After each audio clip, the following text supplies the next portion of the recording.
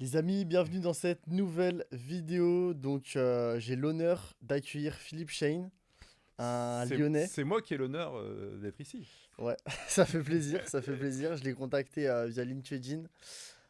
C'est un grand entrepreneur lyonnais. C'est Donc, faux, c'est faux. vous verrez par vous-même. On va commencer tranquillement. Il va se présenter. Et puis après, on rentrera dans les détails. Full valeur, full conseil. Et puis n'hésitez pas à vous abonner, les gars. Vous êtes de plus en plus. À lâcher un pouce bleu, ça fait toujours plaisir, et à interagir avec nous en commentaire également. Et vas-y Philippe, je te laisse te présenter. Tu m'as dit que je pouvais te tutoyer, Ah donc, bah on se tutoie bien sûr. Moi je tutoie tout le monde. donc Ouais. j'y vais. Déjà regarde, on est habillés tous les deux en blanc, ambiance club Méditerranée, Voilà, c'est ça. Barclay, donc automatiquement on se tutoie. Moi j'ai monté un petit réseau business, on en parlera tout à l'heure. Donc là non seulement on se tutoie mais on s'embrasse. Hein. Voilà. C'est la totale. Je reviens sur ce que tu as dit, LinkedIn, on s'est connus sur LinkedIn. LinkedIn c'est un super réseau et certains l'utilisent pas assez. Donc Ouais. j'encourage aussi tout le monde, surtout quand vous êtes en B2B, d'aller sur LinkedIn. Grand entrepreneur, je pense pas. Après, j'ai fait mon chemin, mais voilà, je suis un entrepreneur normal qui a beaucoup travaillé, qui a réussi. Tout dépend de où on met l'échelle, quoi. C'est Voilà, ça, de la perspective de chacun. exact. Pour se présenter, bah, là, je suis un peu dans mon élément parce que je suis Croix-Roussien. Donc D'accord. là, on est dans les pentes, mais on n'est pas loin. Donc je suis né à la Croix-Rousse. J'ai beaucoup de réseaux parce que ben, je suis né à Lyon. J'ai fait toutes mes études à Lyon jusqu'à mon bac plus 5. J'ai fait l'armée à Lyon. J'étais prof d'informatique à la Chambre des métiers. Et j'ai créé mon entreprise à Lyon en 1992 sans jamais avoir travaillé avant, à part quelques petits boulots d'été. Voilà, j'ai fait de l'informatique pendant 30 ans. J'ai vendu à la société Xefi. Et aujourd'hui, je gère mon parc immobilier et je m'occupe du réseau Sport Biz Connexion que j'ai monté en 2016. Donc j'avais à l'époque encore ma boîte d'informatique et le réseau Sportbiz. Ok, c'est quand la première fois que tu mets un pied dans l'entrepreneuriat? C'est à quel âge? Et c'est pourquoi? Comment ça t'est venu à l'esprit, en gros? Alors, pourquoi je connais bien le sentier? Moi, je vais dire, j'ai mis un pied dans l'entrepreneuriat à 5-6 ans. Donc, Ah ouais, mon, ok. mon père faisait les marchés et avait des Mhm. magasins de prêt-à-porter féminin Grande Rue de la Croix-Rousse. Ok. Donc, je faisais les achats avec lui bah, là, dans le quartier où on est aujourd'hui, dans le sentier lyonnais, où à l'époque, il y avait tous les grossistes. Et bah, dès qu'il y avait les vacances scolaires, les samedis matins, mon père m'amenait au marché. Donc automatiquement, bah, j'ai appris le contact avec les gens très très tôt.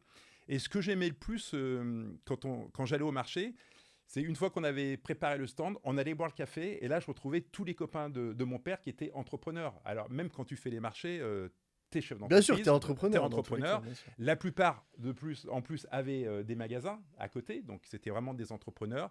Et j'ai toujours fréquenté des entrepreneurs, des gens plus âgés que moi à l'époque. Alors aujourd'hui, à mon âge, je fréquente des plus jeunes que j'essaye d'inspirer. Mais j'ai toujours été élevé avec des chefs d'entreprise qui aimaient un peu faire la fête, qui étaient sérieux, mais bah, des gens qui aimaient faire la fête, qui avaient de l'argent, qui étaient généreux, qui partaient en vacances au Club Med, qui jouaient au tennis, Toi, etc. toi qui as connu le avant-après de l'entrepreneuriat, donc de passer des marchés à Sportbiz, à une boîte d'informatique, etc., à même du coup l'immobilier, c'est quoi réellement ce qui change et c'est quoi ce qui change chez les gens quand tu les côtoies? Alors, ce qui change chez les gens, il y a deux trucs. Bon, déjà, par rapport à l'entrepreneuriat, après, j'ai aussi beaucoup travaillé quand j'étais jeune, parce que pour ceux qui entreprennent, ben, il y en a, ils n'ont jamais rien fait, ils veulent monter leur Ouais, boîte tout de ouais, suite, ouais. déjà. Hein. Donc, moi, j'ai donné des cours de maths à 14 ans, 15 ans. Je donnais des cours de maths, des cours de piano, des cours de français, déjà. Donc, Ok. je faisais ça le soir en plus de l'école. Donc tu étais très bon à l'école, ouais, t'avais un bon J'étais très niveau. bon à l'école. Ok. Voilà, j'ai été un enfant précoce, donc j'étais très bon à l'école. J'ai toujours eu un an d'avance et je donnais beaucoup de cours et je travaillais quand c'était les vacances scolaires aussi et au marché, des fois des petits boulots. J'écrivais aux mairies, mairie de Caluire, mairie de la Croix-Rousse pour Putain. trouver. Voilà, j'ai toujours Ouais, donc voulu. t'étais un bosseur, quoi. J'étais un bosseur, mais j'ai toujours voulu gagner de l'argent. Déjà pour être un peu indépendant. Alors mes parents étaient généreux. Mais je suis pas un mec qui aime demander tout le temps, donc voilà. Quand je voulais sortir ou m'acheter un truc pour me faire vraiment plaisir, je voulais que ça soit par mon travail. Donc ça vient de ton père, ce Ça vient truc-là. de mon père. Ma mère est institutrice fonctionnaire. Elle voulait que je sois prof de maths. Comme Ok, j'étais très bon en d'accord. maths. Et justement, j'ai été élevé avec les deux formats. Moi qui ai lu Père riche, Père pauvre, pour ceux qui connaissent. Ouais. J'avais ma mère fonctionnaire qui était qui n'était pas dépensière du tout. Voilà, normal, elle avait un salaire fixe, hein, comme beaucoup de salariés et comme beaucoup de fonctionnaires. Et j'avais un père commerçant qui faisait les marchés, qui avait des magasins. C'est-à-dire que des fois, un matin, il explosait. Parce que dans le business, tu peux quand tu es dans la vente et dans le commerce, il y a toujours un jour, tu peux faire 10 fois plus que l'autre jour. Tu as un restaurant qui peut faire 200 couverts. Des fois, tu fais 50 couverts, 80 couverts. Mais peut-être pendant une semaine, tu vas faire 200 couverts tous les jours. Donc ça, c'est un peu la force du commerce. C'est que tu peux toujours aller plus loin, t'agrandir. Donc ça, c'est un peu ce qui me plaisait. C'était le no limit. Quand tu es à ton compte, tu as no limit. Donc moi, je ne me voyais pas enfermé dans un truc. Et puis, bon, je me voyais pas avoir un patron non plus. Donc, c'est pour ça que, on va dire, à 10 ans, je savais déjà que j'allais être chef d'entreprise. Je ne savais pas ce que j'allais faire. Je l'ai su même très tard. Je l'ai su à 24 ans, ce que je voulais faire. C'est pour ça que des fois, je conseille aux jeunes. Il y en a, ils m'écrivent, ils me disent, je veux monter ma boîte, je sais pas de quoi. Je dis, mais continue tes études, déjà, mûris.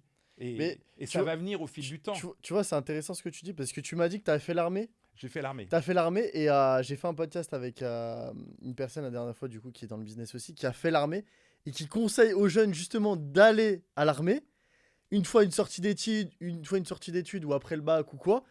Et après l'armée, apparemment, tu es différent.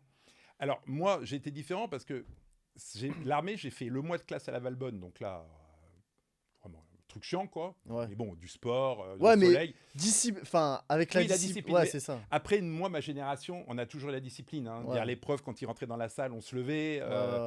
C'est pas comme aujourd'hui. Moi, j'ai toujours respecté les gens plus âgés que moi. J'ai toujours respecté l'autorité, que ce soit la police, l'armée, les professeurs. L'uniforme, quoi. Voilà, c'est le respect, c'est l'éducation que mes parents m'ont donné.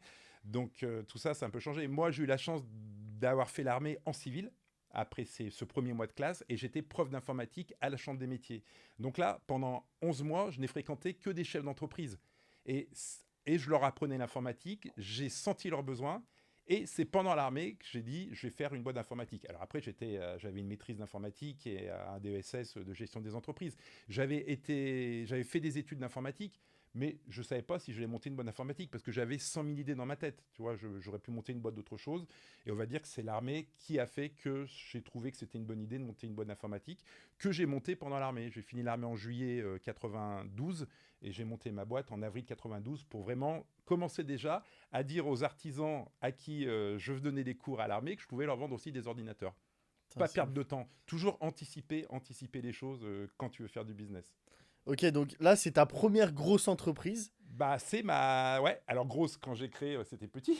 Oui. Enfin, après, t'évolues, etc. T'as upgrade au fur et à mesure du temps. En plus, tu viens justement avant les années 2000, donc avant Internet. Ah bah, j'ai créé ma boîte. Les téléphones portables n'existaient pas. Et voilà. Internet n'existait pas. Les réseaux sociaux n'existaient pas. Ouais. Donc, c'était un autre monde. Et on ne s'est pas rendu compte de notre réussite parce que ça allait très, très vite. C'est-à-dire que ça a mis 1 an seulement. C'est-à-dire qu'on a créé la boîte en avril. À la fin de l'année, on vendait 300 ordinateurs tous les mois. Putain, okay. Et au bout de 12 mois, on avait 1 million net de bénéfices. Alors qu'on n'avait jamais travaillé notre vie. Et c'était juste sur les valeurs de la gentillesse, de la bienveillance. Mais nous, on ne se rendait pas compte. Parce qu'il n'y avait pas les réseaux sociaux. Et comment tu as anticipé ça? En gros, comment tu t'es dit, là, ça va arriver, il va y avoir quelque chose? En fait, c'est venu instinctivement. C'est venu petit à petit. J'ai monté ma boîte. J'avais un associé à l'époque. On bossait 12 heures par jour, 6 jours sur 7. Le dimanche, des fois, on faisait des salons. On a fait la foire de Lyon. On bossait sans arrêt. Donc, ok, c'est vraiment venu comme ça, quoi. C'est venu petit à petit, tu vois. Avril, mai, juin, on n'a quasi rien fait parce que moi, j'étais encore à l'armée. Lui, il était encore étudiant. Et puis, ça démarre en septembre, petit à petit, tu vois.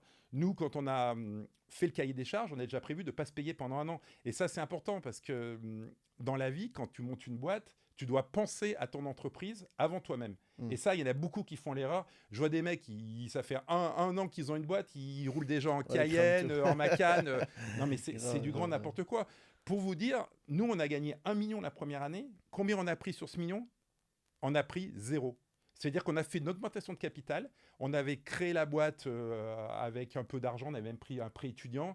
Donc, on avait créé la boîte avec 50 000 à l'époque, en francs. Donc, on a gagné 1 million. On a fait une augmentation de capital de 1 million. On a pris 0. Parce que comme on vendait de plus en plus d'ordinateurs et qu'on n'avait pas les encours chez les fournisseurs, on avait besoin de stock. On a eu besoin de prendre des salariés. Donc après, on n'a plus jamais gagné 1 million, hein, parce que dans une entreprise, c'est là où il faut faire attention, c'est que les charges, elles te tuent. On a gagné 1 million parce que pendant... On Même à était... l'époque, elle te. Ah bah déjà, Ouais. déjà, les salariés, ça Ouais. t'a toujours tué, quoi qu'il arrive, Ok. hein. Mais il en faut, il n'y a pas le choix, hein. Ok. Moi, Non, je pensais que justement en 2026, c'était beaucoup plus. C'était plus facile de gagner de l'argent parce que tu n'avais pas les mêmes charges sur les dividendes. Ok, Il n'y avait d'accord. pas de charge du tout. Donc tu pouvais prendre, nous, on se payait qu'en dividende à l'époque. Tu avais zéro de D'accord, charge. ok. Mais là, ça a changé. Donc nous, ce million, on a pris zéro. Et puis après, bon, on arrivait à gagner quand même 600 000 chaque année, tu vois. Mais on n'a jamais gagné autant que la première année.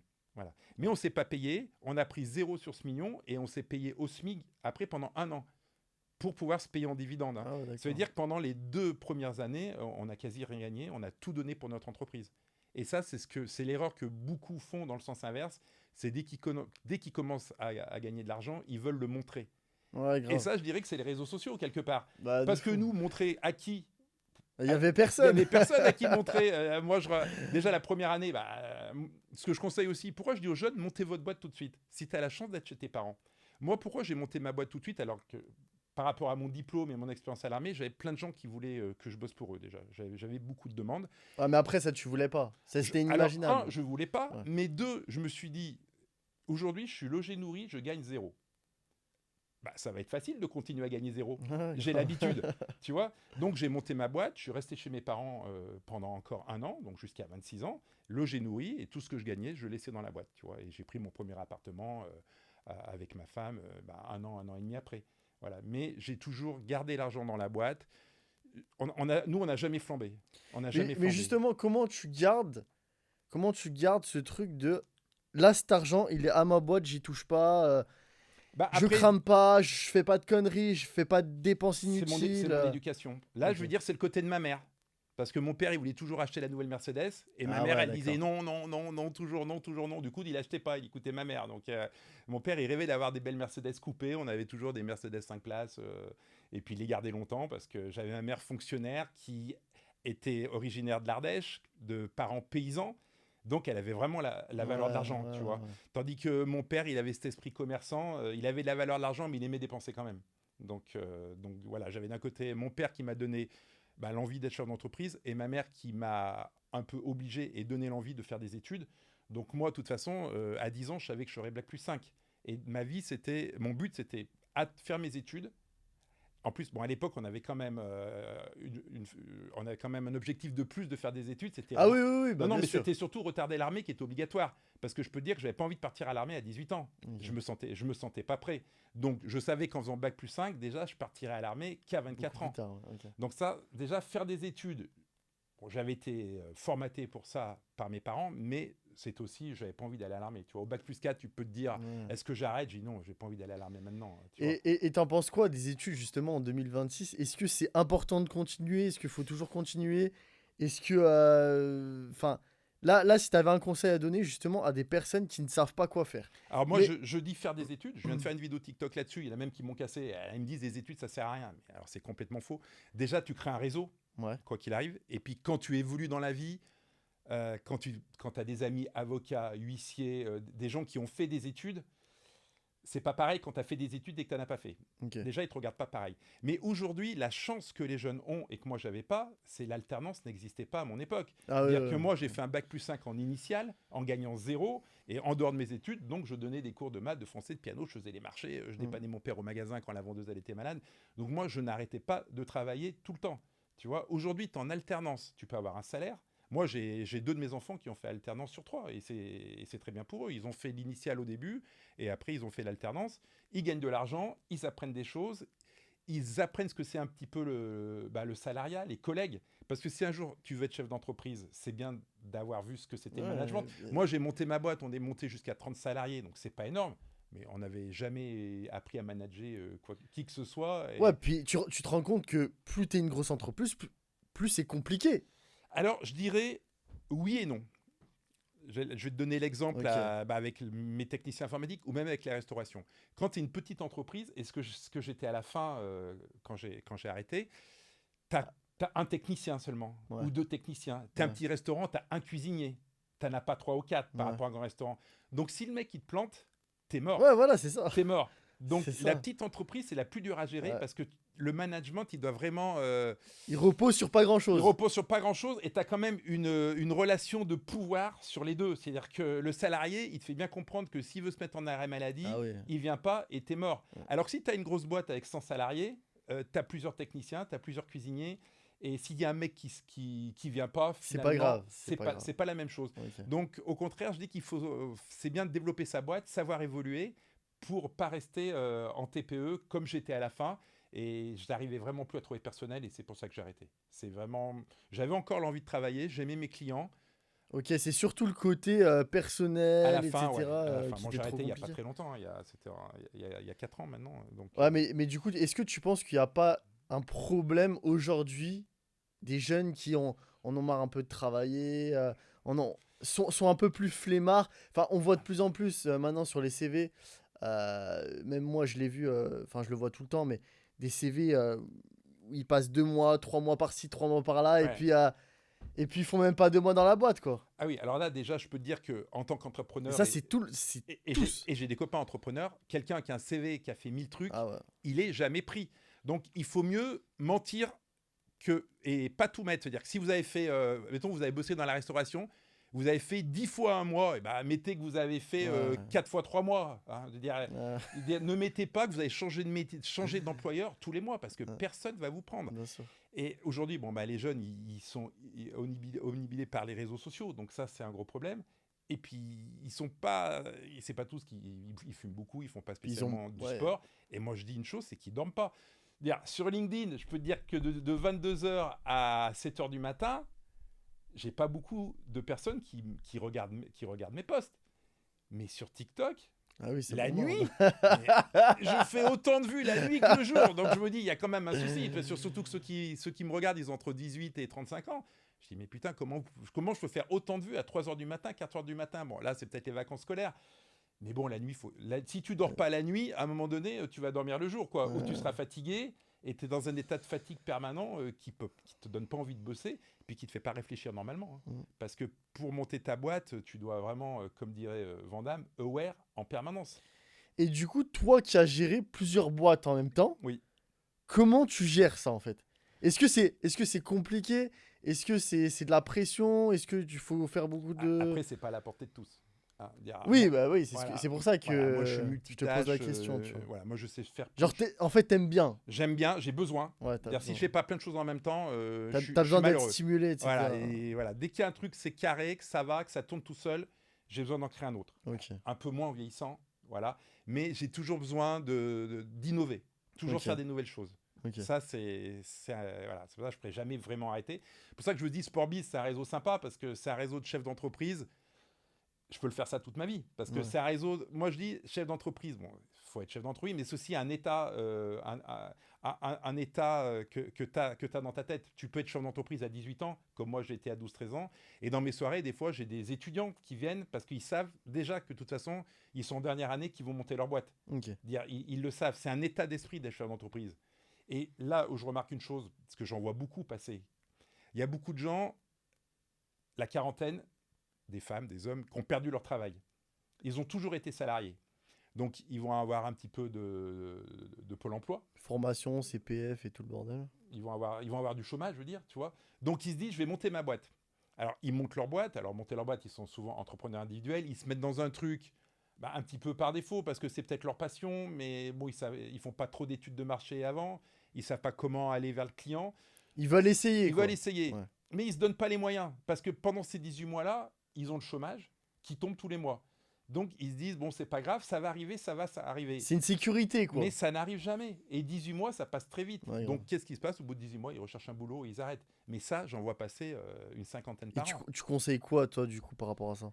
Bah, je dis que quand tu montes ta boîte, déjà, tu dois faire comme si tu n'avais pas ton chômage à côté. Ouais, Tu pas de vois. sécurité, Pas quoi. de sécurité, Ouais. même si tu l'as, tant mieux, c'est un filet. Mais tu dois vivre comme si tu l'avais pas. Parce que toi, tu penses que les gens se reposent trop là-dessus, en gros. Après, aujourd'hui, travailler à fond, c'est plus la mode. Ouais, grave. Mais moi, tous Grave. les gens que je connais qui sont millionnaires, ils ont travaillé comme des chiens. Hein. Ouais, Et ils grave. travaillent encore comme des chiens. Hein. Dans la vie, il ne faut pas croire que parce que tu as ton téléphone, tu vas faire du trading ou autre chose. Ça, c'est que de l'arnaque. C'est pour ça que je fais beaucoup de vidéos TikTok en ce moment. C'est pour avertir ces jeunes que tu ne veux pas gagner de l'argent sans travailler. Bien C'est sûr. pas possible. Bien sûr. Alors après, ils vont toujours sortir un mec qui a fait de l'IA et qui a vendu sa boîte, sa start-up. Mais bien sûr, tout existe. Tout existe. Mais les exceptions font pas les règles. Ouais, Tu vois, tu as toujours un mec qui va être meilleur que tout le monde et qui va réussir.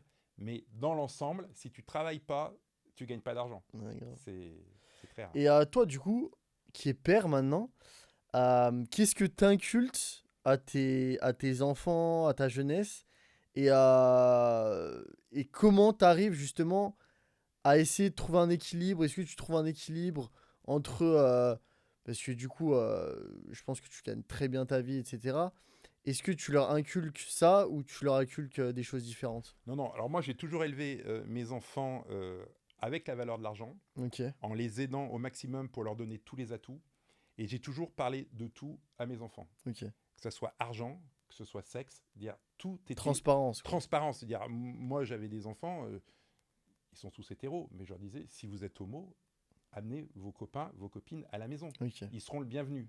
J'ai toujours Il n'y avait laissé pas de tabou, il n'y avait aucun rien, tabou à la quoi. maison et j'ai toujours surtout laissé ma porte ouverte à tous leurs amis. Parce que quelque part, si tu fermes ta porte, dis-toi une chose, que tes enfants, ils vont aller voir leurs amis ailleurs, si toi Ah tu veux bah pas les oui, voir chez toi. bien Et sûr. du coup, tu vas même pas pouvoir contrôler ce qui se passe et rencontrer ces personnes.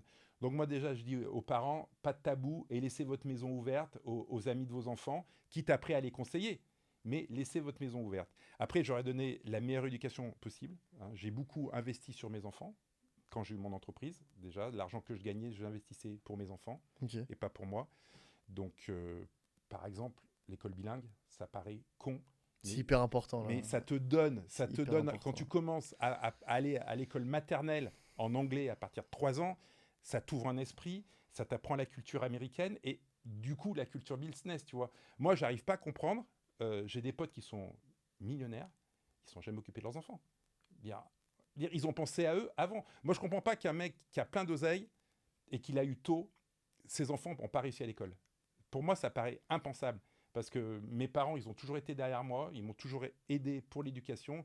Et moi, j'ai toujours expliqué à mes enfants que les études, c'était important, le respect, l'orthographe, la façon de parler. Voilà, quand tu vois les messages que je reçois, il faut les déchiffrer. Et est-ce que t'étais dur avec eux Ah ou non, t'étais jamais. quelqu'un Il de n'y a cool? jamais eu besoin. Genre, Toujours. t'étais vraiment Ah, cool. moi, j'ai toujours été le papa copain. Ok. Toujours, toujours. Et après, j'avais les moyens de leur donner ce qu'il fallait. Mais moi, mes enfants, à 3 ans, pour leur anniversaire des 3 ans, j'aurais tous acheté un ordinateur. Ok. Voilà. Mais ma fille, à 8-10 ans, elle programmait déjà. Putain, Tu vois, c'est... wow. c'est comme tout. Si tu leur donnes les moyens, mais il y en a, ils disent, ouais, mais bon, c'est pas tout le monde qui peut payer un ordinateur. Arrête de fumer, arrête de boire de l'alcool, arrête de faire, Ouais, arrête de ouais, faire ouais, les grave, paris en grave, ligne. grave, grave, grave. Voilà, parce que moi, je connais des gens qui se plaignent, ils fument un paquet de cigarettes par jour, Ouais, ils sont sans arrêt au bar, ou ils font des paris en ligne, ou ils jouent simplement au loto. Parce que tu joues au loto 10 euros, 20 euros chaque semaine, à la fin de l'année, ça fait pas mal. ah bah, bien sûr. Moi, j'ai jamais cru au hasard. Voilà, donc j'ai jamais joué au hasard. C'est vrai que tu peux rêver de gagner l'euro million, mais bon, je joue pas, donc je gagnerai pas. Moi, j'ai toujours cru au travail, aux valeurs et à l'éducation. Donc mes enfants, je leur ai appris le business. J'ai ma fille, bon, je peux en parler, les gens ils savent, qui est une très grosse réussite. Hein, donc Laurine Shine, la belle boucle, donc qui a ouvert des salons de coiffure et qui a sa marque de cosmétiques qui s'appelle la belle boucle et beaucoup la connaissent. J'ai mon fils qui finit son alternance bac plus 5 qui crée des petits business parce que voilà, il est à l'école, il est en alternance et à côté de ça, il répare des vélos, il nettoie des voitures. Voilà, et pourtant il a de l'argent et je l'aide, mais il veut gagner son argent. C'est l'important et c'est apprendre le business. Il va manger avec nous, avec mes amis de Sportbiz quand on va voir les matchs de l'OL et du coup, il leur dit tu veux pas que je lave ta voiture et voilà, mais c'est comme ça le Fais du relationnel. réseau, Voilà, du réseau. faire du réseau, c'est hyper important et toujours s'élever en gamme quand tu fais du réseau. Et c'est pour ça que je dis aussi beaucoup, c'est dur, mais il faut que tu vires de ton entourage les personnes toxiques, les personnes négatives, Ouais, ça. parce que tu es souvent freiné, surtout quand tu es jeune. Quand tu es jeune. Et justement, ça, est-ce que toi, dans ta vie, je pense que ça t'est arrivé, mais tu as eu des gros coups de mou, des burn-out, des sortes de personnes qui voulaient ton mal ou pas ton bien. Comment tu gères ça? Alors moi, des personnes qui veulent mon mal, j'en ai toujours eu plein. Ouais. Après, moi, j'ai Enfin, qui ont essayé de te la mettre à l'envers et tout. Hein. plein. Ouais. Après, je me suis fait arnaquer plein de fois dans ma vie. Hein. Dire, Ouais. quand tu fais du business toute ta vie et que tu es comme moi, quelqu'un... Par défaut, je fais confiance aux gens. Ouais. Tu vois, j'aime pas bloquer les choses à l'avance. Tu laisses la chance Je au laisse la produit. chance à tous. Ok. Ça, c'est ma nature. Je me suis fait niquer plein de fois. En vieillissant, moins. Voilà, mais bon, c'est Et comme ça. comment tu réagis du coup face à ça? Comment Eh ben, tu fais comme ça, tu laisses il y a une tomber? chose qui est très importante et que j'explique aux gens. Quoi qu'il arrive dans ta vie, c'est toujours de ta faute. Et ça, les gens qui commencent à dire j'ai niqué, ma boîte, elle n'a pas marché, ah, c'était la faute de mon fournisseur de Ouais. clients, je me suis fait planter. Mais si quelque part tu te fais planter, bah, c'est parce que toi, tu as fait confiance au mec et tu aurais peut-être pas dû. Donc si tu t'es fait planter, c'est de ta faute. Moi, quoi qu'il arrive, pour moi, sans mes erreurs, je suis responsable à 100%. Ça peut être personne d'autre que moi parce que j'ai toujours pris la décision finale.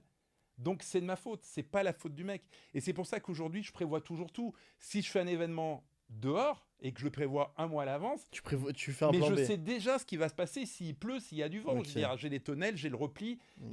j'essaye d'avoir toujours un coup d'avance. Ok. Et ça, c'est important. Donc si ça plante, c'est de ma faute. C'est pas la faute des autres. Donc ça, déjà, quand tu veux évoluer dans la vie, tu te dis ça, t'avances. Parce que si tu sais que c'est de ta faute, qu'est-ce que tu fais? Bah, tu réfléchis pourquoi tu as fait cette connerie et tu vas progresser, tu vas apprendre de toi-même pour pas la faire la fois d'après. Tandis que si tu dis c'est pas ta faute, bah, tu vas recommencer, puisque de Ouais, toute façon, grave. tu dis que c'est pas de ta faute et Grave. t'évolues pas. Est-ce que c'est pas un petit peu un truc d'ego, ça? Ah non, de dire que c'est sa faute, au contraire, c'est savoir se remettre en Oui, question. justement, mais de dire que c'est pas sa faute. Ah, pas sa faute, Ouais. oui, il y a des gens, c'est jamais leur faute, Ah mais ouais. eux, j'arrête de les Ah ouais. fréquenter. Donc, Et est-ce que justement, au fur et à mesure du temps, au fur et à mesure de tout ce que tu as appris, tu arrives à détecter maintenant plus facilement ceux, par exemple, qui vont être là par rapport à un intérêt ou... oui, bah, tu arrives à le voir. Maintenant, Ok, tu arrives à le voir assez rapidement. ouais. Et aujourd'hui, il y en a beaucoup, ils font pas attention. Parce que les réseaux sociaux, C'est maladroit. les ré- Ils sont plus peut-être maladroits, alors non? déjà, les réseaux sociaux, tu vois à qui t'as affaire, mine de rien. Parce qu'il y a des gens, ils font n'importe quoi sur les réseaux sociaux. Mais moi, il y a des gens que j'ai interdit de venir à mes événements, Ok, juste parce que j'ai vu leur Facebook ou leur Instagram. ok. Donc, si tu fais un peu n'importe quoi ou que tu te montres avec n'importe qui, tu vas automatiquement te fermer des portes. Et si moi je t'enferme, c'est qu'il y a des gens bien meilleurs que moi qui te les ferment aussi. Ouais. Donc très attention à ce que tu mets sur les réseaux sociaux. Ça, c'est hyper important. Après, dans mes événements, ben, il y a 130 personnes, j'ai des gens très proches de moi. Donc quand il y a quelqu'un que ça se passe mal, ça me revient vite aux oreilles. Voilà, tu as des gens qui respectent pas les femmes, tu as des gens qui sont jaloux, qui tout de suite vont dire du mal des autres, tu vois. Moi, j'ai jamais dit du mal de personne et jamais dit surtout du mal de mes concurrents. Et c'est pour ça, quand j'ai voulu arrêter, j'ai appelé Sacha Rosenthal, donc qui est le patron de Xefi. On se connaît, et on se connaît, alors on se connaît depuis 1996 quand il a créé. Ce qui est marrant, c'est qu'il dit toujours que quand il a créé en 96, il s'est inspiré de moi, qui avait créé en 92. Lui, sa force par rapport à moi, parce que bon, on n'en a pas trop parlé, mais Opsi, j'ai connu l'ascension et j'ai connu la baisse, Ok, parce que moi, je me suis focalisé sur le particulier ok. dans les années 90. Et après, il y a eu Internet, LDLC, il y a eu les grandes surfaces. Donc petit à petit, le particulier n'achetait plus d'ordinateurs chez les gens comme moi. Ils les Ah achetaient ouais, en bah achetant oui. leur tranche de jambon ou en faisant leur course sur Internet. Et j'ai attaqué le B2B trop tard, alors que Sacha Rosenthal, sa force, c'est que lui en 96, il a déjà eu un petit peu de recul. Il sortait de l'armée, justement, c'est un militaire de carrière, pour ceux qui ne le savent pas, c'est pour ça qu'il est droit. Euh, il a attaqué directement le B2B. Et il a démarré le B2B. Et le B2B, c'est la récurrence, c'est la maintenance, c'est de la marge, c'est la fidélité. Parce qu'il n'y a rien de moins fidèle qu'un particulier, c'est malheureux à dire, mais un particulier, tu as beau être sympa avec lui pendant 10 ans, tu vois, à la moindre chose, il te plante. Ouais. S'il trouve 2 euros moins cher ailleurs, il te plante. Donc voilà, donc à la fin, je faisais 100% B2B, mais j'avais pris trop de retard pour attraper Sacha. Aujourd'hui, Sacha, c'est 3000 collaborateurs, il pèse 500 millions d'euros. Oui, mais à une époque, tu étais un concurrent. Voilà, on a été concurrents, Ouais. mais on n'a jamais dit du mal l'un de l'autre. On avait chacun nos personnalités. Après, quand lui, il a grandi, ben, moi, ma force, c'est que, comme je suis toujours resté une TPE, on va dire, tu pouvais toujours joindre Philippe Schein. Ok, Hein. d'accord. Après, c'est normal que tu ne peux pas joindre Sacha Ouais, ouais, Rosenthal parce que ouais, ta souris, elle marche plus. Tu vois, moi, j'ai gardé cette proximité avec le client parce que j'ai toujours aimé la proximité. La vente, le commerce, les marchés, donner des cours, bah, c'est être proche de la personne, tu vois. Et le réseau Sportbiz, c'est être proche des gens. Voilà. est-ce que ce truc-là, est-ce que après ce truc-là, tu rebondis ou ça te fait un coup au moral? Comment Non, là, je tu... rebondis, je passe en B2B. Ouais. Euh, Mais ça marche pas du coup. si, ça marche. Ah, ça marche Ça plus quoi. marche. Mais c'est plus le même chiffre d'affaires, c'est plus le même métier. J'ai Ok. eu deux métiers différents. Ok. À mesure que les gens démissionnaient, je recrutais pas pour les remplacer, tu vois, parce que tu as toujours D'accord. du turnover. Et donc, je m'en suis sorti comme ça. Et tout au long de ma vie, j'ai fait beaucoup d'investissements immobiliers. Ok. Donc, Donc, ton premier investissement immobilier, il vient quand et à quel âge et pourquoi? Alors, premier investissement immobilier, ça devait être, je sais pas, en 93, 84, 93, tout de suite, 94. C'est une raison particulière ou c'est comme ça? La raison, c'est que j'avais un de mes amis à l'époque qui est très connu, Gilbert Diaz, donc qui était le fondateur de Confiance Immobilier. Ok. Il avait fait un programme. À l'époque, je commençais à payer des impôts, donc il y avait des défisques, des lois qui existaient. Donc il m'a fait acheter mon premier studio. D'accord. Voilà. Donc là, c'était un faux pas dans l'immobilier, je vais dire, parce que moi, ce que je conseille aux gens qui font de l'immobilier, vraiment faire de l'immobilier, c'est quand tu achètes un studio, c'est de t'en occuper toi-même. Parce que c'est là que tu apprends. Tu gères ton locataire, tu fais ton état des lieux, tu mets tes annonces, tu fais tes visites. Ça, c'est hyper important. Donc, quand j'ai acheté ce premier studio, j'ai laissé gérer, parce que c'était mon pote, j'ai laissé gérer sa boîte. Ok. Donc, j'étais propriétaire d'un appartement, mais je voyais pas l'envers du décor, si tu veux. D'accord, ok. Donc, mais bon, à l'époque, comme je te dis, il n'y avait pas Internet. Aujourd'hui, c'est facile de savoir les choses parce que des formations, des vidéos gratuites, Ouais, ça t'en a as partout. Donc, ceux qui achètent des vidéos payantes, finalement, tu peux tout trouver gratuit sur Internet. Hein. Après, j'ai acheté ma résidence principale. Ce que je ne conseille pas aujourd'hui à tout le monde, après, l'immobilier était moins cher à l'époque. Donc, je conseille d'investir d'abord 3-4 appartements dans du locatif. dans du locatif Ok. meublé et acheter ta résidence principale. Parce que si tu achètes d'abord ta résidence principale, tu vas augmenter ton taux d'endettement, puisque là, c'est du passif, tu n'as pas Ah de oui, revenus. ouais. Et du coup, quand tu vas vouloir acheter un studio, à la banque, elle va dire non, vous ne pouvez plus emprunter. Ouais. Alors que tu vas avoir le loyer.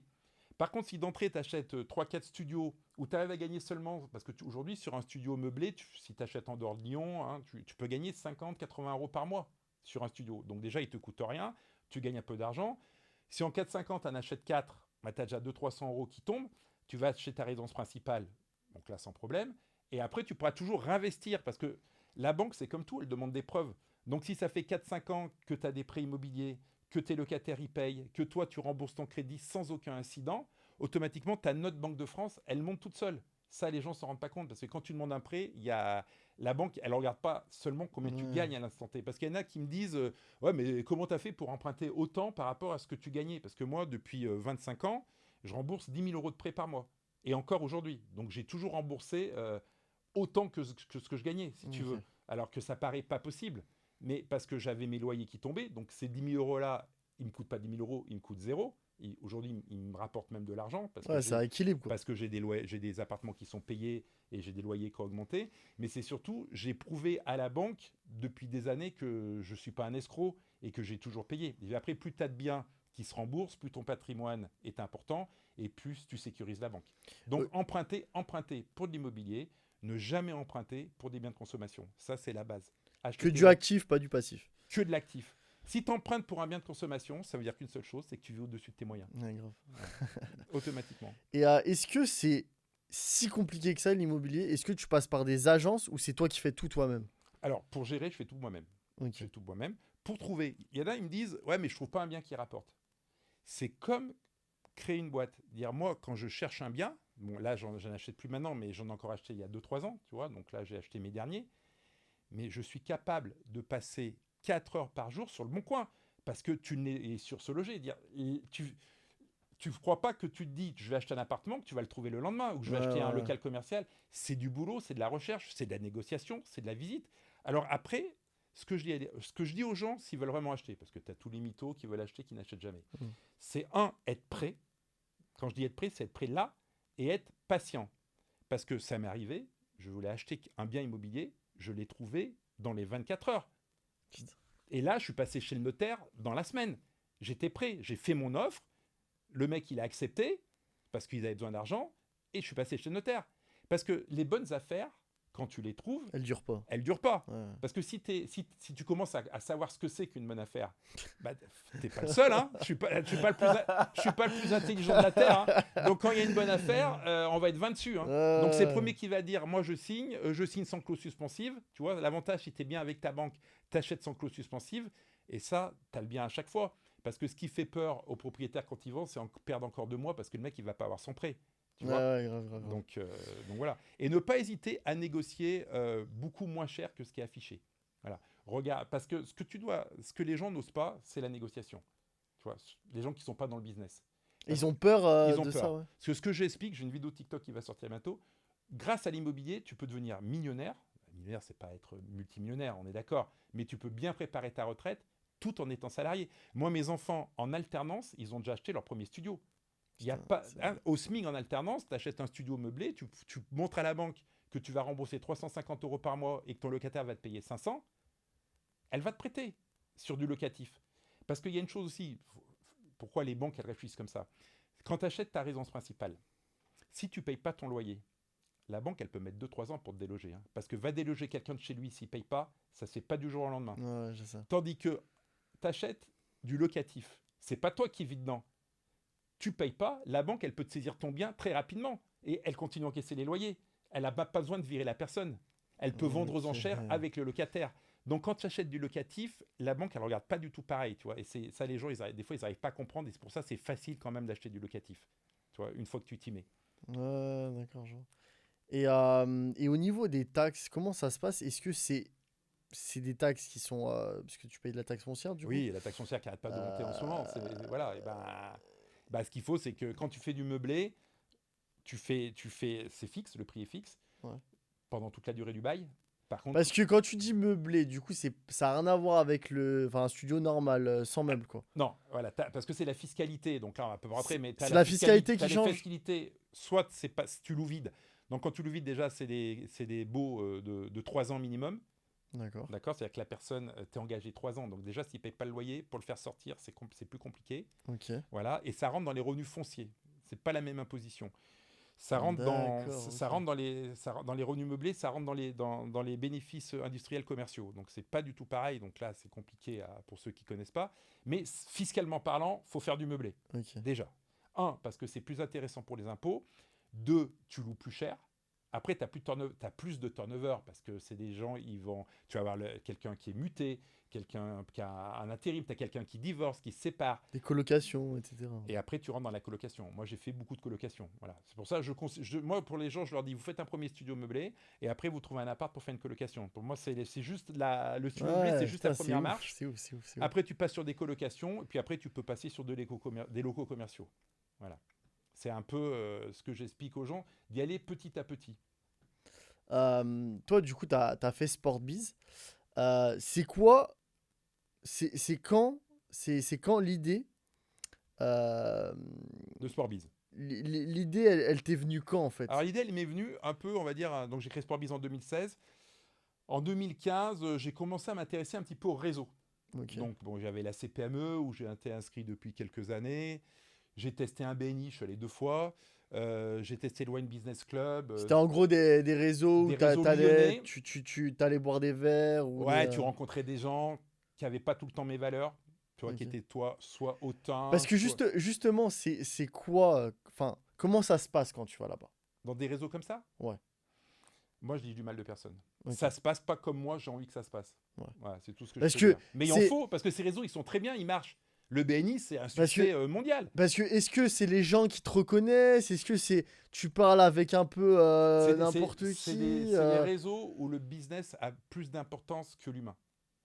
Alors Ok. que moi, Ouais, donc en fait, ils font passer le business avant l'humain. Alors que moi, je fais passer l'humain avant le business. Par exemple, moi, quelqu'un qui m'appelle, ça m'est arrivé encore la semaine dernière, sa première question, c'est est-ce que je vais faire du business dans Sportbiz?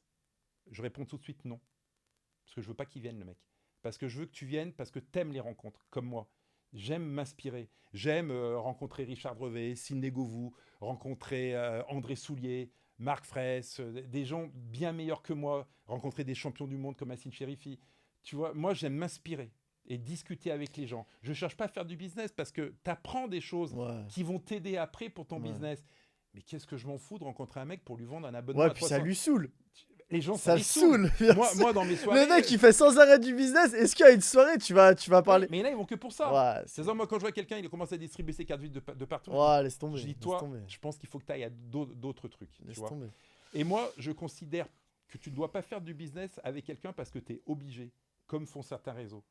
Tu fais du business avec quelqu'un si tu as confiance en lui et si tu l'aimes. Parce qu'il y a quand même des affinités. C'est pour ça que je n'ai pas d'exclusivité dans Sportbiz. Tu peux avoir 3-4 personnes qui font la même chose. Mais la vie fait que moi, je vais peut-être mieux m'entendre avec toi parce que, parce que je t'aime bien, parce que tu es marrant, parce que tu es mignon. Je suis hétéro. Mais tu as des valeurs et des accroches et des affinités avec des gens. Et c'est pour ça que j'ai créé Sportbiz. Parce que moi, mon affinité principale, en dehors du business, la musique, j'adore chanter, c'est l'Olympique Lyonnais. Donc j'ai créé ce business au départ autour de l'OL.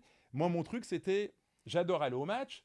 2-1 hier. Donc, qu'est-ce que je faisais? Je prenais toujours 2 abonnements parce que je voulais pas y aller tout seul. Donc, du coup, je payais 2 abonnements pour y aller tout seul, pour pas y aller tout seul. Mais des fois, comme mes potes, c'est que j'avais des abonnements, bah, tout le monde m'appelait. Alors, des fois, j'avais 3 potes en même temps qui m'appelaient, mais je pouvais en faire venir qu'un. Et puis, quand tu jouais contre le dernier du classement en hiver qui faisait moins 15 degrés, bah, personne ne voulait venir avec toi, tu vois. Donc, j'ai dit, je vais monter un réseau autour de l'OL et j'ai pris 25 abonnements à l'OL. Tu vois, aujourd'hui, j'en ai 50. J'ai pris 25 abonnements à l'OL et j'ai cherché des gens qui voulaient venir à l'OL. Tu vois, et d'avoir ce groupe d'entrepreneurs, eh ben, on se fait le partage des places. Ça veut dire qu'on a tous notre place. Mais si moi, par exemple, j'ai pas envie d'y aller parce qu'un dimanche 15h l'hiver, Tu la donnes à une je vais autre. pas, je la donne à un autre mec. Du coup, ça lui fera 2 places, même s'il a qu'un abonnement. Puis lui, quand il voudra pas y aller un dimanche soir à 21h parce que ça le saoule, il va donner sa place. Donc c'est un peu ça ce qu'on fait à Sportbiz autour de l'OL. On va dire que pour résumer, avec un seul abonnement à l'OL, tu peux venir à 2, un match sur 2. Putain, c'est trop Tu bien. vois, donc parce qu'un entrepreneur, il est pas dispo à tous les matchs, c'est pas possible. Bien sûr. Tu vois, il a une vie de famille, il a une vie d'entreprise, et puis des fois, il est juste fatigué, quoi. Et puis il a le match à la télé aussi aujourd'hui, ce qui n'était pas le cas quand on était plus jeune. Tu vois, ça n'existait pas. Et est-ce qu'il y a plus d'entrepreneurs extravertis ou introvertis Il y a les deux. C'est quoi le profil de l'extraverti et le profil de l'introverti, par exemple? Est-ce que l'introverti va être plus dans son coin, tranquillement? Faut aller le chercher, Alors, faut aller parler avec lui. alors justement, l'introverti, quand il est à l'OL, il est quand même autour d'une passion. Et il va quand même se lever et être content quand l'OL va marquer. Ok. Donc, grâce au sport, il y a quand même une libération. Il y a une énergie qui se dégage, en fait. Automatiquement. Et ça, Ok. c'est la magie du sport, tu vois. Après, en C'est soirée... pour ça que t'as eu cette idée ou Non, c'est parce que je suis... Moi, mon papa, Ouais, il t'étais m'a fan. amené à Gerland, j'avais 5 ans. Ok, Moi, j'ai vu ouais. jouer Dinalo, Domenech, Yves Tolisso. Chevaux, Yves Mario. Donc, moi, je suis né Olympique Lyonnais. Ok, Tu vois. d'accord. Et puis là encore, quand j'allais au match avec mon père, ben, j'y allais avec ses amis chefs d'entreprise, commerçants. Et donc, quand on mangeait, quand on discutait, j'étais toujours entouré de chefs d'entreprise, C'est pour ça qu'il faut s'inspirer quand même des plus anciens. Même si tu as l'impression qu'ils ne te correspondent pas, ils ont toujours des choses à te apprendre. Bien sûr. Tu vois, moi, j'aime bien discuter avec des gens qui sont meilleurs que moi. Moi, je préfère les gens qui sont meilleurs que moi. Par défaut. Bien sûr. Les jeunes, j'aime bien les aider. Et ils ont toujours des choses à m'apprendre aussi. Mais j'hésite pas à aller vers des gens beaucoup plus âgés. Tout le monde a des choses à t'apprendre. Et dire que... Après, tu as des vieux cons, mais tu as des jeunes cons. Donc, tu ne peux pas cataloguer les gens par rapport à un âge. Ça, c'est pas possible. C'est pas possible. C'est comme les personnes qui pensent à 50 ans, enfin, avoir tout vécu. Et ne rien apprendre d'une personne peut-être qui en a 20 ans de moins qu'elle. C'est une erreur. Moi, j'adore c'est les bête. jeunes. J'adore les jeunes, j'adore discuter avec eux. J'adore apprendre, tu vois. Aujourd'hui, là, depuis 15 jours, j'expose sur TikTok, mais je m'inspire un peu de ce que font les jeunes. J'en ai 2-3 qui m'ont dit, un vieux n'a rien à faire sur TikTok. Je dis, tu te trompes. Après, j'en ai 2-3 sur 1 million, tu vois. Mais tu as toujours des gens qui sont dans la critique. Ouais, il y en aura Quoi toujours. que tu fasses, il y en aura toujours. Faut te dire une chose dans la vie, c'est pour ça qu'il y en a, ils n'osent pas entreprendre. Ils n'osent pas entreprendre à cause de ça. Et c'est pour ça que l'entourage est très important, parce que, on en a parlé tout à l'heure, mais on n'a pas continué.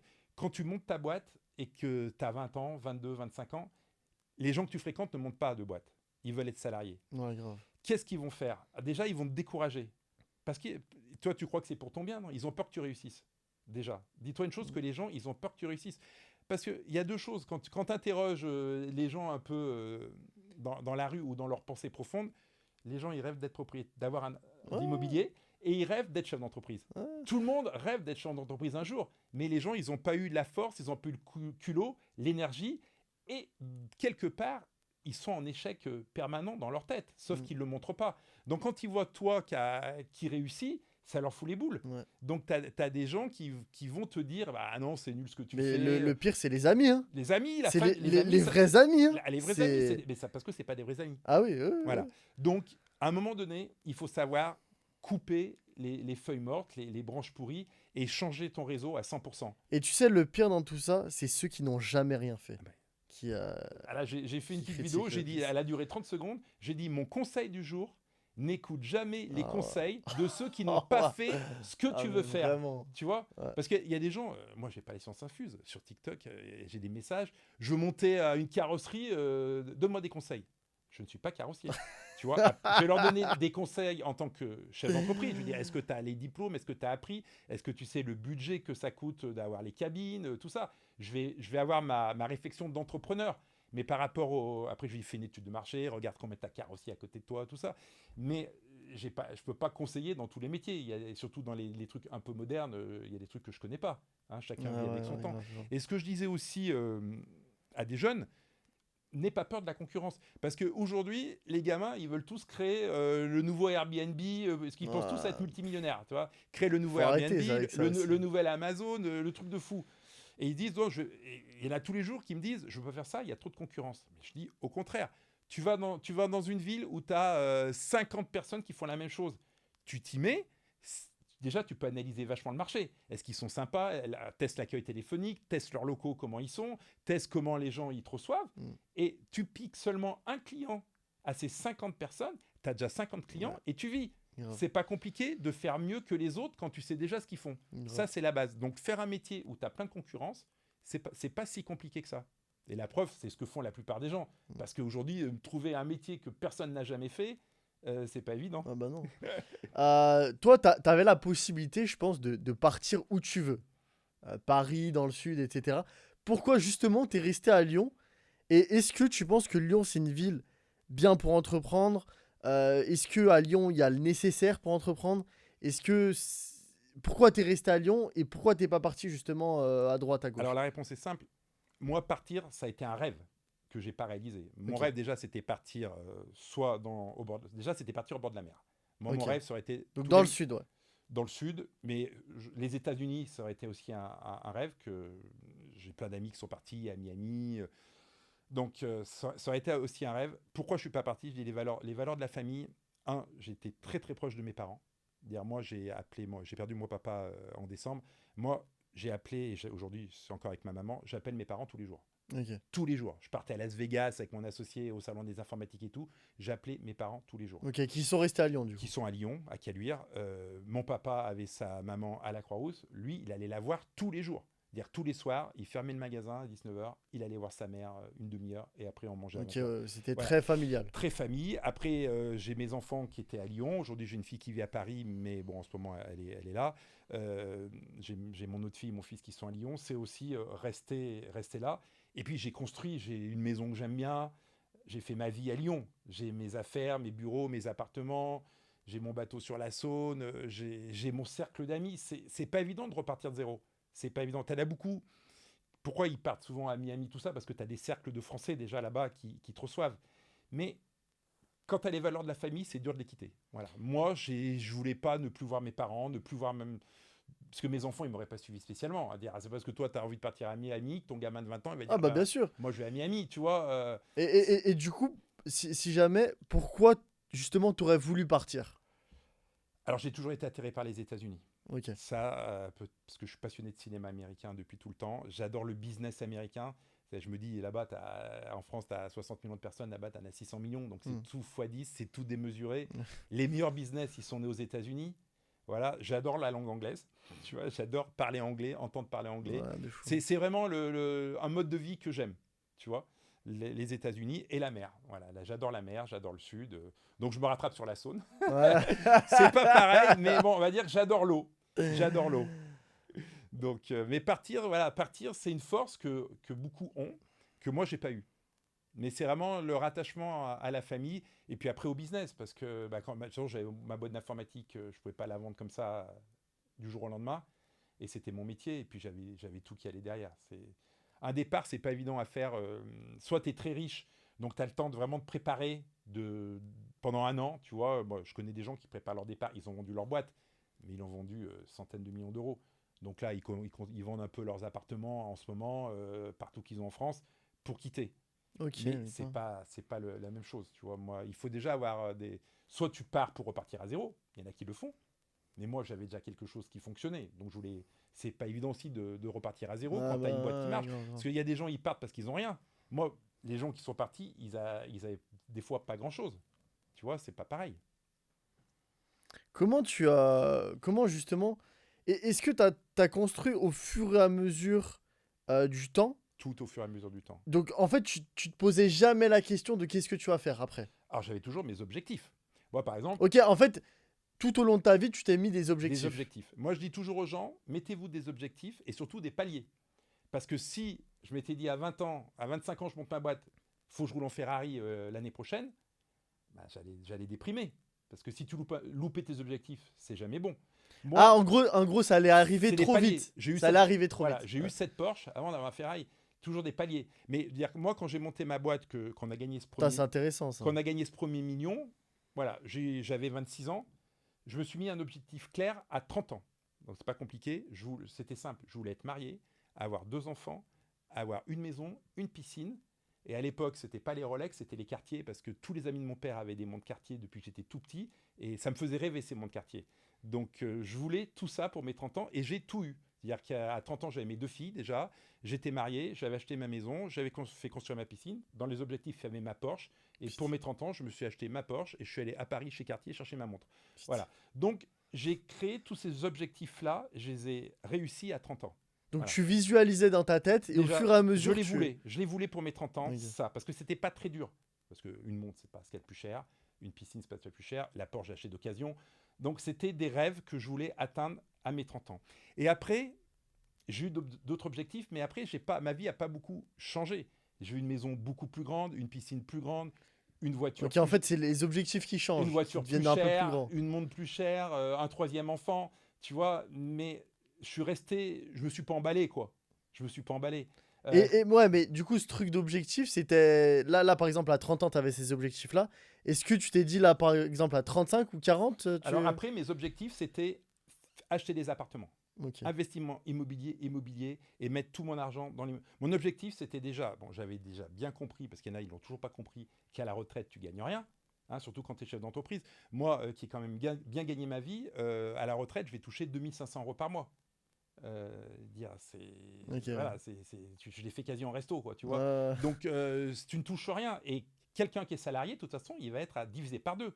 Tu vois, moi, je suis à diviser par 4, par 5, par 6, mais un salarié va diviser par 2. Donc, quelqu'un qui est au SMIC aujourd'hui à 1300 euros et déjà qui s'en sort pas et qui fait rien pour s'en sortir, Et 650. à la retraite, il va être à 700 euros, quoi. Putain. Tu vois, et il va dire, ah ouais, mais c'est pas juste. Oui, mais tu le sais. Moi, je dis, c'est pour ça que je dis aucune excuse. Aucune excuse que les choses, tu le sais. Donc moi, j'ai toujours su que je gagnerais rien à la retraite par rapport à ce que j'avais envie de gagner. Donc de 30 ans à 50 ans, j'avais qu'un objectif, c'était investir en immobilier et augmenter mon patrimoine. Parce que comme c'est les loyers, les locataires qui te payent les loyers, quand tu as 10 000 euros de prêt par mois, ben, chaque année, ton patrimoine il augmente de 100 000 euros. C'est-à-dire que tous les 10 ans, tu gagnes 1 million d'euros. Putain, ouais, Tu les as pas dans ta poche, hein. T'as rien. Ouais, ouais, Au ouais. contraire, tu perds de l'argent des fois parce Ouais. qu'ils ont augmenté l'impôt foncier. T'as un locataire qui t'a peut-être pas payé. Mais en 10 ans, tu gagnes 1 million d'euros. C'est-à-dire que si tu vends ce que t'as 1 million. Tant que tu les as pas vendus, tu les as pas. Mais c'est ton patrimoine. Mais ce patrimoine, c'est ce qui rassure aussi les banques. Tu vois. Ouais, grave. Donc, moi, j'ai jamais cherché à briller. Alors, bien sûr, j'ai roulé en Porsche parce que c'était une passion. C'était pas pour frimer. Et je prenais jamais des Porsche très chers. Mais je m'habillais en Zara. Tu vois, j'allais un peu chez Boss parce que pour avoir un truc qui tenait la route, tu vois. Quand j'étais invité à un cocktail pour mon mariage, j'ai attendu mon mariage pour acheter mon premier costume Boss, tu vois. J'étais jamais rentré dans la boutique Boss. Voilà, et c'est vraiment que depuis que j'ai vendu mon entreprise que je me fais plaisir.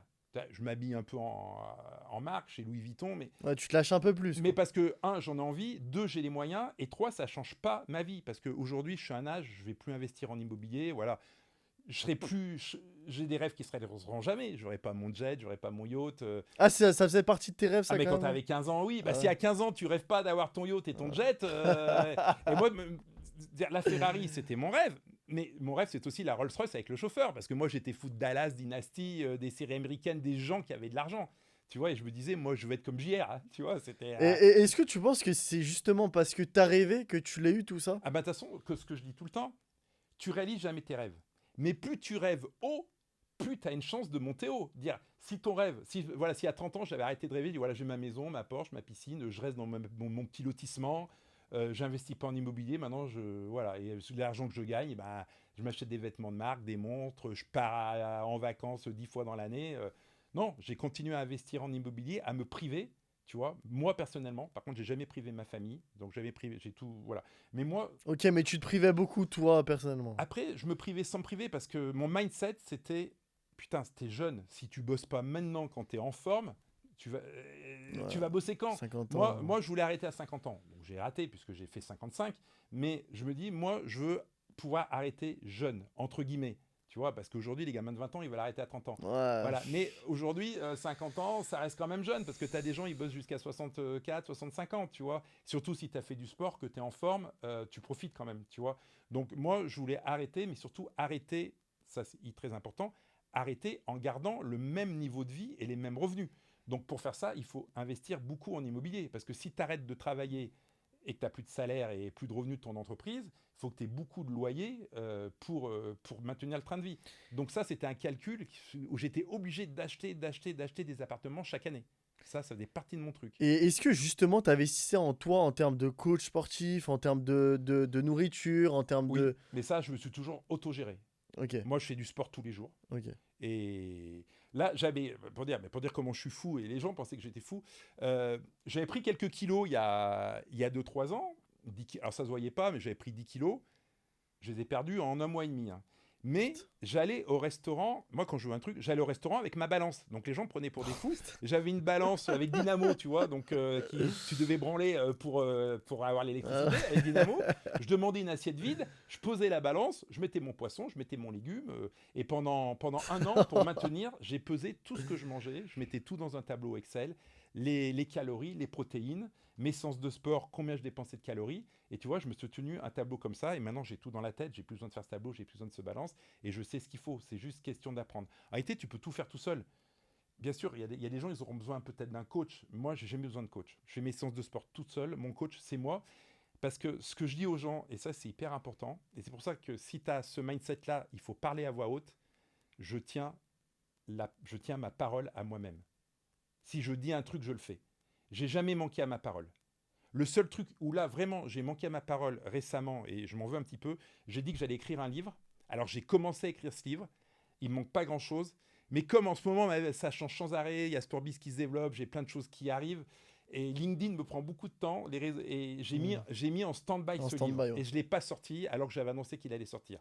C'est la seule fois où j'ai manqué à ma parole. Quand je dis un truc, je le fais. Ouais. Donc quand je dis à quelqu'un, je vais perdre 10 kilos, je perds 10 kilos. Quand je dis je fais du sport tous les jours, je fais du sport tous les jours. Tu vois ? Est-ce que justement t'es croyante à la foi ou c'est vraiment que toi? Alors moi, je suis athée à 100%. Ok, athée. Zéro religion. Déjà, je n'ai pas été élevé dans la religion. Donc, je vais peut-être me faire des torts parce qu'en ce moment, il y a beaucoup d'antisémitisme. Ma maman est catholique. Donc, du coup, ah oui, ok. je suis Donc rien. était... Mon papa est juif. Ok, mais d'accord. ashkénaze, ça veut dire que juif pour ceux qui de Ouais, l'Est. okay. C'est-à-dire que mon papa, pendant la guerre, comme il est né en 36, il était caché chez des catholiques. C'est-à-dire que mon père a été élevé chez des catholiques, séparé de sa famille, de son frère, de ses parents, toute son enfance, caché des Allemands. Et il n'en est sorti qu'en 44. Donc, là, je vais me faire haïr par les juifs. Mon père mangeait du porc. Voilà, zéro religion à la maison. Par contre, ça n'a rien à voir le fait qu'il soit juif. Mais comme il était dans le prêt-à-porter féminin, ses amis étaient juifs, arméniens, italiens pour les tissus, tout ça. Donc j'ai beaucoup fréquenté toutes sortes voilà, de religions. Aussi j'ai plein d'amis maghrébins parce que les juifs et les maghrébins, ils sont forts dans le commerce. Bien sûr. Ils sont plus forts que les autres. C'est les plus forts. Ils sont plus forts que les autres. Et deux, ils savent recevoir. Ouais. Parce que moi, puis ils s'entraident. Ils ont l'âme de céder, en fait. Mais ils savent tout simplement recevoir. Moi qui donnais des cours et qui allais chez les gens, va chez un juif ou chez un arabe. Ah ouais. Qu'est-ce que tu veux boire? Est-ce que tu veux un gâteau? Je sais ce que c'est. Tu n'as même pas encore dit bonjour, que tu manges et que tu bois. Je sais ce que c'est. Je suis allé chez des catholiques en plein été. Alors, j'ai rien contre les catholiques. On va pas dire des catholiques. On va dire, je suis allé sur des Français de base, mais même pas, ils t'offrent un verre d'eau de robinet. Ça, ils ont peur que tu vas ébrécher leur verre. Donc, moi, j'ai été élevé, tu vois, dans ce truc un peu oriental. Nous, à la maison, mes parents, ils avaient une maison, une terrasse. Mon père, il adorait se voir. J'avais toujours du monde à la maison. On faisait des barbecues sans arrêt. Chez mes parents, il y avait toujours. C'était la porte ouverte, quoi. Et les gens venaient sans prévenir. Ouais. Ma mère, elle faisait pousser de l'oseille dans le jardin. Il y avait toujours des œufs, omelettes d'oseille, saucissons. Parce que, voilà, il y avait toujours quelque chose. Il y avait de la vie, quoi. Il y avait de la vie. On recevait toujours du monde. Il y avait toujours du monde à la maison. Moi, j'ai été élevé un petit peu comme ça. On partait en vacances avec des amis. On allait au Club Med, on allait à Jean-Lépin, on allait à Cannes. Voilà, j'ai toujours vécu avec les amis de mes parents, avec beaucoup de mon père, monde qui était chef d'entreprise. Et du coup, ça m'a toujours inspiré parce que quand tu vois ces gens qui avaient de m'étonnes. l'argent, quoi, qui avaient des belles voitures, qui partaient au Club Med, Je disais, mais moi, je veux faire pareil plus tard. Et quand ma mère elle me dit, sois prof de maths, je regardais, prof de maths, ça donne quoi? Je dis, mais je vais faire quoi? Elle me dit, alors j'adorais la musique, je jouais dans des groupes de rock et tout. Elle me disait, ouais, mais tu auras du temps libre pour faire de la musique. Je dis, d'accord, mais pour faire de la musique, ça va, j'ai 15 ans, mais est-ce qu'à 30 ans, j'aurais envie de faire de la musique? Moi, je voulais gagner de l'argent. Donc, si vraiment tu veux gagner de l'argent, lance ta boîte. Et puis, il n'y a pas d'échec dans la vie. Je disais un petit peu deux choses tout à l'heure quand je disais si tu te fais arnaquer tout ça ou si ça marche pas. Ouais, c'est ce que je dis. Moi, il n'y a jamais d'échec. Oui, C'est pas un échec. Voilà, ne dis pas que c'est de la faute des autres. Ouais. Et quand tu as un échec, ne dis jamais que c'est un échec. Ouais. Parce que moi, Ouais, grave. avec le recul, quand tu réfléchis, dans chaque échec, tu peux sortir une goutte de positif. Grave. Et des fois, c'est une rencontre. J'ai eu des gros échecs, mais dans ces échecs-là, j'ai rencontré une personne extraordinaire que je vois encore. Et moi, je retiens que ça. Il y en a, ils parlent du verre à moitié Faut plein. retenir le positif. Voilà, il y en a, c'est ils parlent tout. du verre à moitié bien, à moitié vide. Mais moi, je retiens juste la goutte d'eau dans le désert. Une goutte d'eau, ça peut te sauver la vie. Tu vois. Et c'est ça les rencontres. C'est toujours trouver le meilleur de chacun et toujours chercher le positif. Moi, je suis jamais négatif. Déjà, T'as quand raison, tu demandes t'as à quelqu'un comment ça va et il commence à te raconter raison. que rien ne va. Il n'y a rien qui va. Tu dis, ok, déjà, Le mec, il souffle. mais déjà, tu ne le poseras plus jamais la question, mec, tu vois. Mais moi, ça va tout le temps. Déjà, tes problèmes n'intéressent pas les autres. Bien les sûr. problèmes, ils vont intéresser ton cercle Bien très, sûr. très... déjà, des fois, ils n'intéressent que moi. C'est-à-dire que j'en parle à personne. Une chose importante aussi, quand tu veux protéger ta famille et ton travail, quand tu es chef d'entreprise, si tu as des problèmes graves au travail, ne les ramène Ne les jamais chez ramène toi. pas. Tes enfants, ta femme n'ont pas besoin de le savoir. Tu vois, c'est deux choses différentes. Donc ça, c'est déjà une force. Et puis si tu as des problèmes à la maison, ça ne doit pas lier à ton travail. À Tu ton vas pas travail. mal parler à ton employé, à ton client, parce que tu t'engueules avec ta Ouais, femme. grave. Tu vois, et ça, compartimenter tes vies, c'est primordial. Et beaucoup ne savent pas le faire. Hein, tu es dans le boulot, mec, tu lui parles business, il dit, oh, putain, ma femme, elle me saoule. Ouais. On s'en fout, tu vois. Ne mélange pas tout, fils. Ne mélange pas tout, tu vois. Et les gens, ils ont besoin de tout mélanger. Donc je sélectionne un maximum. Et c'est pour ça que mes soirées ont beaucoup de succès et que les gens sont très bien reçus parce que vraiment, je prends que des gens bienveillants. Et ceux qui ne le sont pas, ils ne viennent pas d'eux-mêmes parce qu'ils savent que c'est pas fait pour eux. Puis t'as réussi justement à allier le côté porte ouverte, etc. avec tout ce que t'as vécu en fait Voilà. quand t'étais petit en fait. Moi, Que t'essayes de retransmettre aux autres. voilà, le partage. Moi, contrairement à d'autres réseaux aussi, mes événements sont ouverts à tous en permanence. Tu n'as pas besoin d'adhérer pour venir à un événement.